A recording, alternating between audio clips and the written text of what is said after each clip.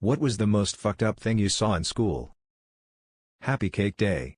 Second day of high school, a knife fight broke out about 20 feet away from me and my friends. My school had this thing called intervention. It was like study hall, but only around 25 minutes long, and it was designed to help out kids who needed help finishing work, though let's be honest, it was just a short study hall meant to fill up the school day, and it was always right after lunch. We had to wait outside the classrooms for the teachers to get back from their lunch breaks though. Sometimes they came quick, before or right after we got there, but other times they came late. One time my teacher came 15 minutes late.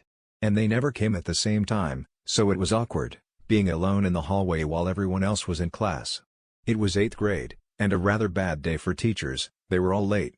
We were all waiting outside the classrooms, and the hall was packed with 14-year-olds. Inevitably, a fight broke out between two kids. One of them was named Joe, and the other was named Luke, I think. I could be wrong on Luke. Joe was a huge prick who was in most of my classes, and Luke was a 7th grader that was also somewhat of a prick. There were punches and pushes thrown, but it was really had to see/hear it because of all the kids. In fact, I didn't even know what was going on until I heard a scream. In the hallway, there was a metal box on the wall that held the fire extinguisher. Joe had pushed Luke into it, and Luke hit the back on his head on the metal corner of it. Luke let out this blood-curdling scream, holding onto the back of his neck, crying and shouting, "My head!" Everyone backed away from them, and there I saw Joe standing still, looking horrified, and Luke, on his knees with a trail of blood running down the back of his neck and ear. It was my first time seeing so much blood that wasn't my own or on the internet, and it really startled us all. A janitor saw it, and unlocked all the classroom doors with his keys, and ordered us to get into class, which we did, while he took Luke to the nurse. Our teachers eventually came, but they couldn't let class out. The reason being, blood had gotten on the carpet of the hall, and that was a health hazard. After around 45 minutes, the janitor was unable to get the blood out, so he just put a trash can over it and told nobody to move or touch it. The day went on as usual. Around a week later we found out that Luke had to get 5 stitches in the nape of his neck, and his parents chose to pull him out of our school. Joe was also suspended for the fight, but apparently Luke's parents threatened legal action, so that suspension turned into an explosion rather quickly. Rubber padding was put around the fire extinguisher box so it wouldn't happen again, and to this day I don't know if the blood ever got out of the carpet. Dr. 2 boys fought in the hall and it ended with one of them needing stitches after bleeding heavily, and the other being expelled, in front of the whole grade. Edit, thank you for the gold, but for the love of God, yes, my school had carpeted hallways. A female pupil punching and knocking out a male PE teacher. Edit, apologies for lack of context, wasn't expecting much interest in this. I was probably 13 or 14 at the time. A guy in my PE class, from a very rough family, had a run-in with the teacher in question one day. I think we went swimming and he'd forgotten his kit, so the teacher dug him out in front of the whole class. So we left the building where the swimming pool was and the guy's sister is waiting outside. She was an absolute brick shithouse, a few years older than us. He'd text her and she'd come down to defend her brother. She approached Teach and started giving him verbal and started shoving him. He was very professional, he didn't lay a finger on her and tried to save face in front of his class of 30 teenage boys. She then started punching him in the face repeatedly and eventually dropped him. It was quite brutal, to be fair. The best bit was some of the boys from the class then tried to defend his honor and this girl was just swatting them away like flies. The teacher was a popular guy, so we all backed him up when reporting the incident and the girl was expelled from the school. Word got about a few weeks later that she was coming into school for round 2. She showed up and it was chaos, a mass brawl between 30 to 40 kids like something out of fucking Game of Thrones. It all led to a showdown between the girl and some lad from a few years above who kicked the shit out of her. Good times. The entire science block nearly collapsing. The buildings in my secondary school were really old. They were built in the 50s and were only supposed to last 30 years at most, but they were still in use 60 years down the line because my school are cheapskates. Not to mention they didn't bother doing safety checks because who does that, am I right? Anyway, they got somebody in to put in new windows in the science block and this bloke found out the entire science block was about to collapse and if they hadn't brought him in a lot of people could have died. They ended up fencing off the entire science block as well as about half the school, and put up scaffolding and columns to hold the ceiling up all over the rest of the school. All very distracting when I was trying to do my GCSEs. This wasn't the only thing that nearly fucked over my entire year group's GCSEs either. They ended up demolishing the entire building the year after I left too. Oh, and before I'd even started there were two separate incidents of arson destroying sizable parts of the building and the stripper incident. My school was a fucking tip, honestly. Edit: the stripper incident was when a student was having his birthday party at the school on a normal school day for some weird reason, and his mum was supposed to book a man in a gorilla suit. Somehow she booked a stripper, who promptly went on the school stage in front of these kids having a birthday party and did what a stripper does. It was a couple years before I started there, but it's become legendary in the local area. Edit 2, I forgot to mention, our school was on one side of a hill. There was another secondary school on the other side of the hill, and our two schools hated each other.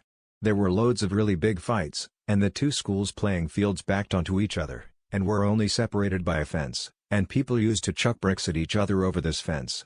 Edit 3, there was also a scandal where an English teacher ran off with, or lost and then ran off, we don't know, my entire year's English GCSE controlled assessments, and the heads of school, instead of trying to find them and track him down, just made us redo them right from the beginning with less than half the time that we usually would have had, time that we were supposed to be revising for our exams. People nearly fucking rioted, and teachers, heads of school and pupils were all at each other's throats for the rest of the year. Not saw, as so much as experienced. A teacher blackmailed, I'm not sure if this technically qualifies as that, me for something he knew I didn't do, to save his reputation and the bi-yearly trip. I was in band in high school, and our band was pretty cool. It was the fun class.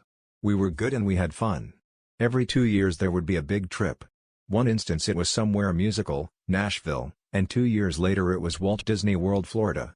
So, every 4 years it was Disney, and the trip between was something else. So, my sophomore year, it was Nashville. This meant I was excited for senior year to be Disney. On the Nashville trip, someone brought booze, and the band teacher found out. Also, some parents found out, and had reported it to the band teacher. My understanding was that the parents who knew didn't know specifics of the type of alcohol. That part is important later.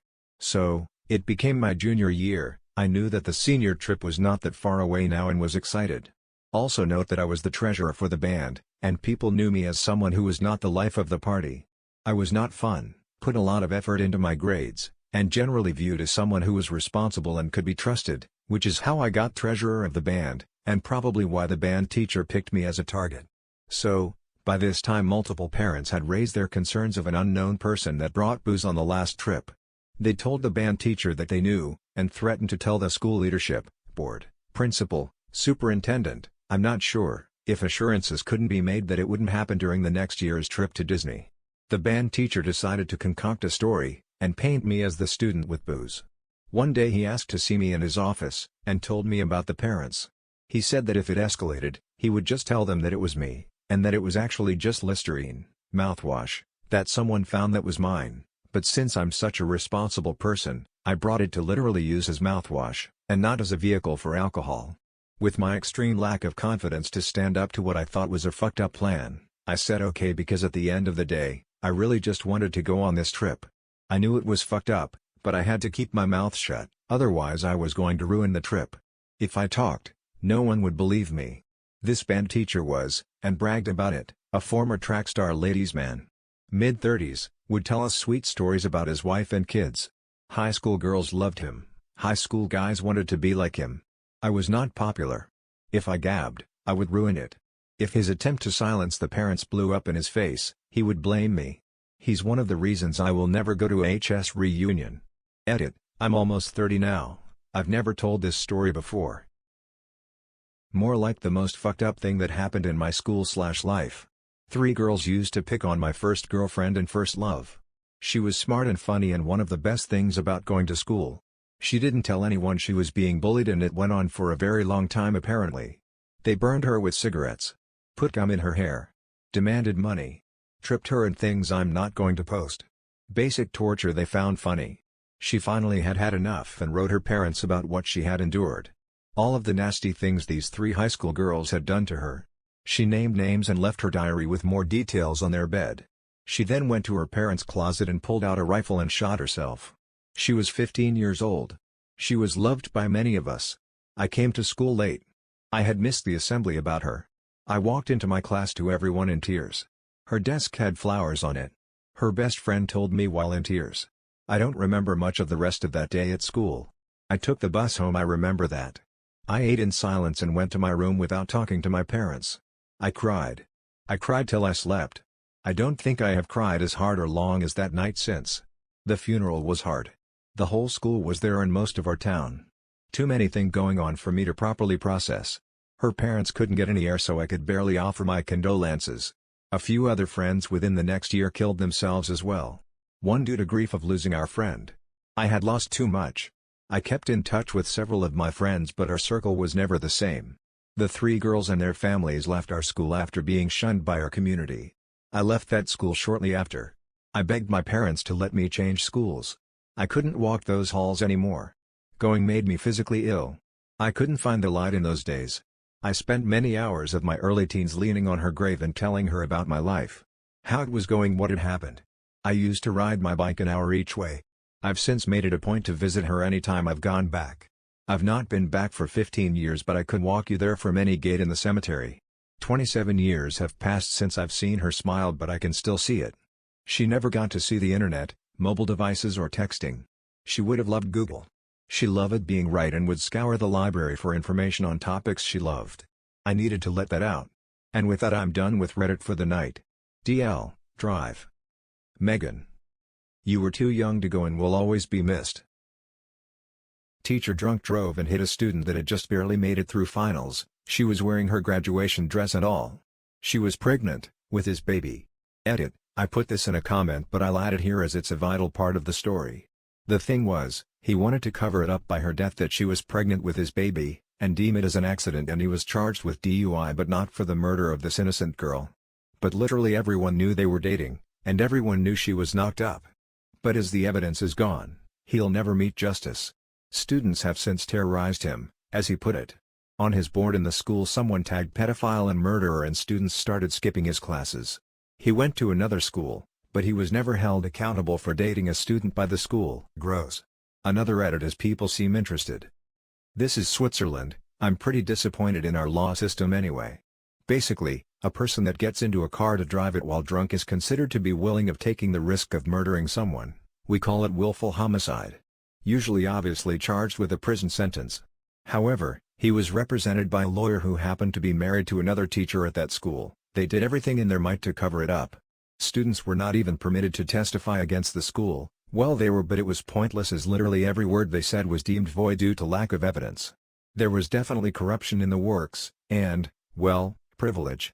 I was asked if he had a family, and I've since found out he was divorced, likely due to his affairs with a minor, and his joint custody of his 2 kids. So it was deemed unfair to these kids to lock him up. He ended up with probation, was sent to therapy for alcoholism, might as well put him there for pedophilia and take his damn kids away, and got but a slap on his wrist as he was transferred to a different school in everyone's best intentions, as they didn't want to ruin his and his children's lives. Our school bully, nasty piece of work we'll call C, ripped the wig off a new student, A, who had recently returned from cancer treatment. They got into it and A was suspended despite multiple witnesses. We suspect even the teachers were slightly scared of C. Next day as we were leaving, A was waiting outside for the doors to open, comes straight in, grabs C's hair, slams her head into a locker, then proceeds to pull out a huge pair of scissors and violently chops off as much hair as she can before the teachers intervene. She was obviously expelled, but man, she's still my hero. Bully C was definitely put in her place after that and absolutely toned down her torment of everyone else. Wish I knew what became of A. Edit, as some PPL were asking about what happened to C and A, and I'd like to clarify, those are not their names, but I called some old friends tonight to see what we could dig up. We do not know Superhero A's last name, so no info sadly, but I'd like to think she's doing amazing. On to the bully. So there is a reason I couldn't pull up any current info on her, and as I suspected, she did pass away in 2003. This is not cause for celebration, as from what I gleaned from old friends it was a suspected drug overdose. She wasn't a kind person by any means, but she was also dealt a pretty shitty hand, and I feel sad for her and those that loved her.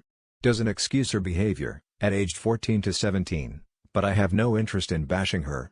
She was a terror, but she was a product of her environment and didn't stand a chance to make a better life for herself. She died alone age 26. Not mine, but this is a story I used to hear from my mom a lot. First, some backstory: when she was in HS there was a big football player, we'll call him R, Was a huge asshole and was even accused of raping a girl, but it was the 70s and we live in a small town where high school football was huge, and as one of their best players he got away with whatever. My mother was known for not taking any shit and was also at this point a black belt in karate and had won a couple championships, so she was fairly strong and knew how to kick ass. Well, one day R was harassing her in the cafeteria and threatening to rape her and even spat his milk into her face. She knew she'd get in trouble for fighting him and decided to get up and walk away. As she was walking away he threw a chair at her, barely missing and landing right next to her. At this point she says fuck it, grabs the chair and drags it back to him and beats the shit out of him with the chair, and once that stopped being helpful, her fists. Once the school staff pulled them apart they took each down the two main hallways in the school, R towards the nurse's office and my mom towards the principal's office. As she was being taken she passed R's younger brother, and when he asked what happened she responded, "I just beat the hell out of your brother." And he responded, "That big son of a bitch?" Long story short, principal suspended my mom for a week, and even though the football coach advocated for keeping R, the principal said, "We're 1-5 this season already, he's not gonna save us. He's expelled." And that's that. A fun little addition: when I was going in for registration to this school we walked through the cafeteria and she noticed they replaced all the tables and chairs with long benches that had the seats attached to them and told me, yeah, I'm probably one of the reasons they made that change. I was in the 4th grade and having lunch at home. My home at the time was right around the corner from the school. While having lunch I hear someone screaming outside, so I peek out the front window to see what's happening. As I move the blind over, I see a dude who lives across the street from me on his front yard. He's half naked and wielding a gun while yelling things I couldn't understand at the time. A few minutes later the cops arrive and the streets are flooded with officers that have their guns out pointing at the guy across the street. I distinctively remember a few things at this point that I don't think I'll ever forget. While the police was trying to calm him down, a young school kid was casually walking past my house to get back to school as lunch was about to end. One of the police officers run over to her and shields her body with his own and basically walks beside her while aiming at the dude with the gun across the street. He does this until is no longer in the crazy guy's view and she is now on school property. Then, all of a sudden I hear lots of shots and the guy across the street is lit up by the officers and he collapses to the ground. The cops slowly approach him as he still is trying to crawl to his gun while bleeding out. Funny enough, my babysitter walks into the living room asking what my cousin and I were looking at through the front window. She grabbed us and took us to the kitchen. We had zero idea of what was happening. Side note: I went to school the next day because the school was on lockdown. As I walked back into class my classmates thought they saw a ghost. Everyone knew I lived seconds from the school and for some reason a rumor had started that I was shot and killed. Lol. One girl in particular that I had a really big crush on was crying all day and she was so happy to see me. Turns out she had a really big crush on me too. We have now been married for 10 years, shocked face, smiley face.